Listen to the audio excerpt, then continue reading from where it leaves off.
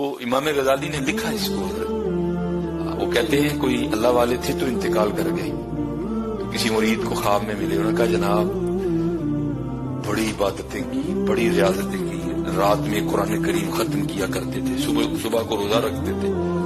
ساری زندگی کھایا نہیں، بہت کم پیا، اچھا لباس نہیں پہنا، مشقتیں کی، مجاہدے کیے، اللہ پاک نے تو بڑے انعامات دیے ہوں گے، کہنے لگے نہیں یار پھنس گیا،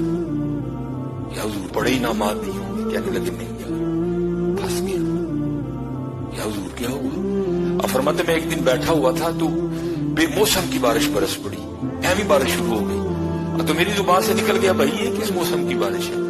فرماتے ہیں روز اللہ اپنے دربار میں کھڑا کر کے پوچھتے ہیں اب بندے یہ تو بتا بارش کے لیے صحیح موسم کون سا ہے؟ اب روز اللہ کھڑا کر کے پوچھتے ہیں بندے یہ تو بتا بارش کے لیے صحیح موسم کون سا ہے؟